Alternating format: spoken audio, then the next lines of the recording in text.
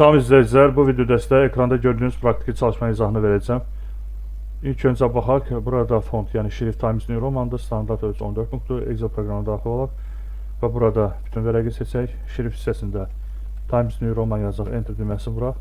Buradan ölçünü 14 edək və bu cədvəli qurmaq üçün bu cədvəlin birinci və sonuncu xanasını ünvanını bilmək lazımdır. Birinci xana nömrə yazılan xanadır, axırıncı xana isə 2.647.172 rəqəminin yazıldığı xanadır.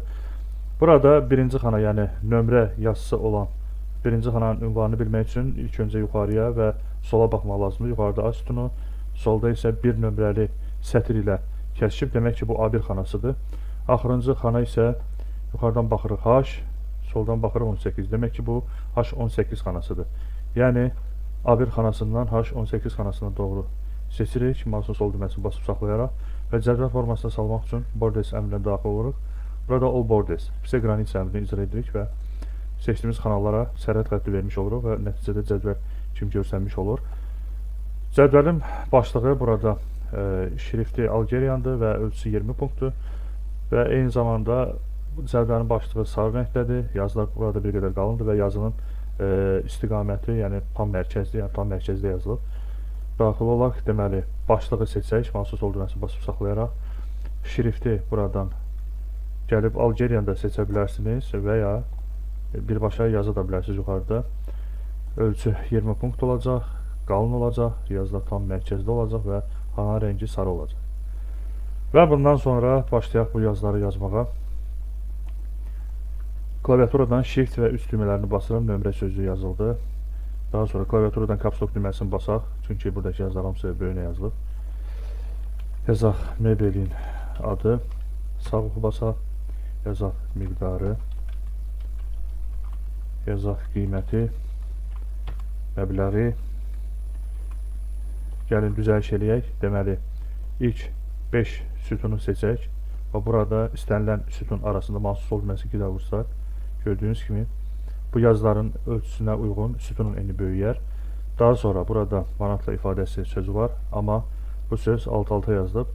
Bunun üçün yazırıq burada manatla və klaviaturada alt-alta yazmaq üçün klaviaturadan Alt Enter düymələrini birgə basmaq lazımdır. Daha sonra ifadəsi gəlməsini yazırıq və burada görürsünüz hündürlük böyüyür. Bundan öncə burada da göstərim, yəni alt-alta yazmaq üçün Alt Enter düymələrini birgə icra edəcəksiniz və bunu yazdıqdan sonra görürsünüz hündürlük böyüdü, çünki bu yazı sığışmır buraya.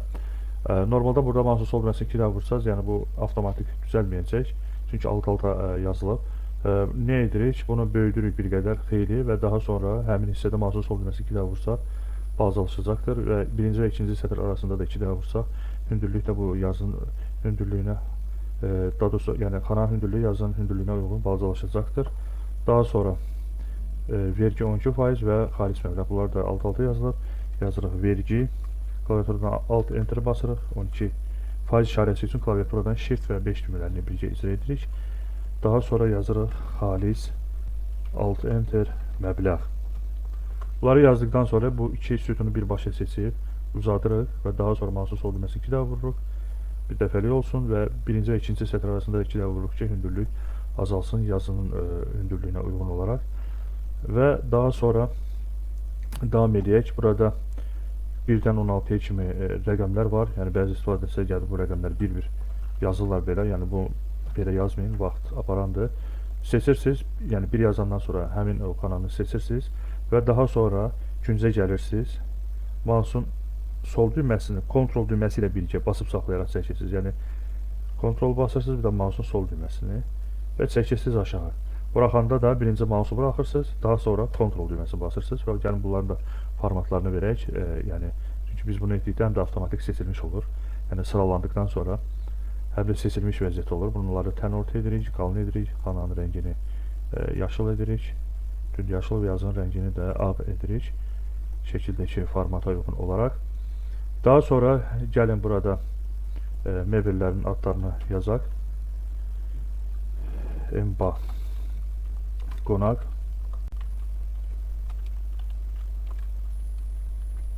Bunları yazdıqdan sonra bunlar B sütunda yazıldığı üçün özündən sonra da gələn sütun C sütun olduğu üçün B və C sütunlar arasında mouse'un sol düyməsini 2 dəfə vururuq ki, yazının ölçüsünə uyğun böyüsün.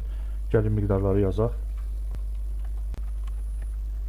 Qiymətləri yazaq.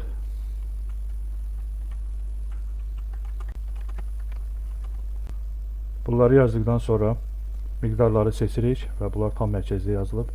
Bunun üçün burada həm üfüqi orta, həm də şaqli orta əmrlərini icra edirik. Qiymətləri seçirik. Buna dollar formatı veririk.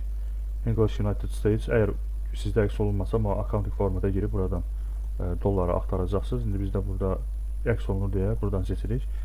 Və daha sonra gəlin məbləğləri hesablayaq. Demək ki, məbləği hesablamaq üçün təbii ki, miqdarlı qiymətə vurmaq lazımdır. Bərabər miqdar yazılan xana klaviaturadan shift 8 düymələrini icra edirik ki, yəni vurma, ulduz işarəsi əks olunsun. Daha sonra qiyməti yazılan xananı seçirik.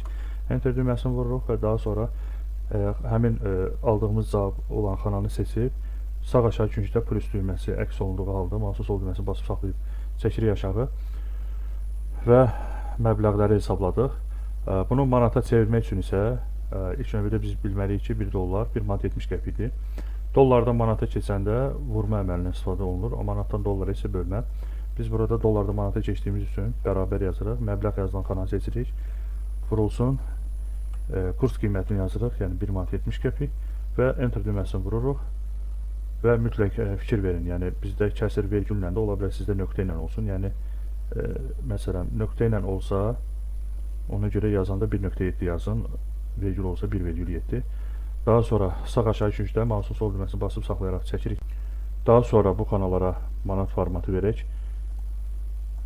İndi isə vergini hesablayaq. Bərabər yazırıq. Deməli, manatla aldığımız cavabı seçək. Ədədin faizini tapmaq üçün faiz göstərən ədədə vurub 100-ə bölmək lazımdır. Faiz göstərən ədəd burada 12-dir. Yəni vurulsun 12 yazırıq və 100-ə bölmək lazımdır. Yəni siz burada bölü 100 yaza da bilərsiniz.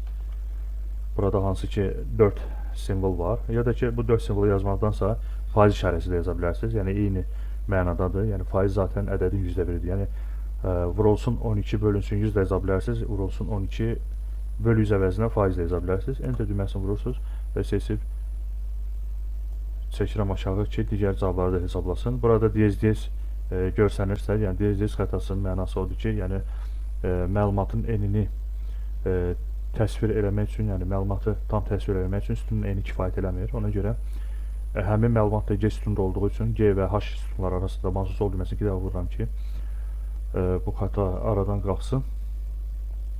Xalis məbləği tapmaq üçün isə manatla ifadəsindən vergini çıxacağıq. Çünki biz vergi verdikdə həmin pul bizdən çıxdığına görə, yəni ona görə biz burada çıxırıq. Yəni xalis məbləğ yerdə qalan məbləğdir.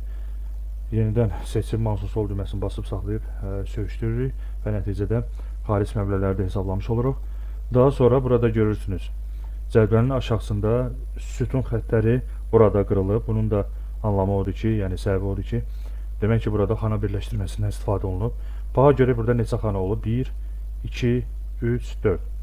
Gəlirik burada 4 xananı seçirik və birləşdirmək üçün merge and censor, yəni abidinit əmrindən istifadə edirik. Üzərində olan sol düyməsini bir daha vurduqda birləşir bu xanalar və qalın edirik. Tam mərkəz edirik yazını. Xana rəngini bütün qırmızı, yazın rəngini də ağ rəng seçirik və burada cəmi sözünü yazırıq. Siz burada yəni hər bir məhsulun ayrı-ayrı məbləğini görürsünüz.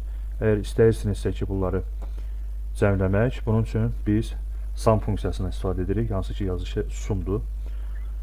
Sum yazırıq. Əgər sizdə proqramın dili rus dilindədirsə, siz rus dilində sum sözünü yazacaqsınız. Yəni bu formada yazacaqsınız.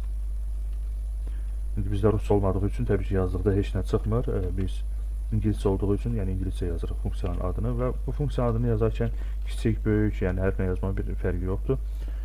Sum yazılan səthi üzərində olan sol düyməsini 2 dəfə vururuq və daha sonra məbləğləri seçirik ki, məbləğləri ümumi cəmləsin və klaviaturadan enter düyməsini vurursunuz və nəticədə hesablanılır. Gəlin bunları klaviaturadan delete düyməsini vurmaqla silək və yenidən bir daha hesablayaq ki, bu yadımızdan çıxmasın. Manatla ifadəsi olan xanaları seçirəm və nəticədə hesablayır. Həmçinin siz bu xananı seçib sağ aşağı küncdə mouse'un sol düyməsini basıb saxlayaraq da sürüşdürüb tətbiq edə bilərsiniz eyni hesablamanı. Diyez-diyezdəki məlumatın sığışmadığı üçün çıxır. Yəni ona görə də düzəliş eləmək lazımdır və bu xanaları seçirik, qalın edirik və xananın rəngini göy edirik, yazın da rəngini ağ rəng edirik ki, yəni şəkildəki həmin formanı ala bilək. Başqa bir yol da sizə öyrətmək istəyirəm. Delete düyməsini basıb və silək bunları. Belə ki, bu xanaya qoyub klaviaturada alt bir də bərabər düymələrini birgə icra etsəz, sizin üçün həm sum yazacaq, həm də bu xanaları seçmiş olacaq avtomatik və klaviaturada enter düyməsini vursaz, nəticədə bunu hesablayacaq.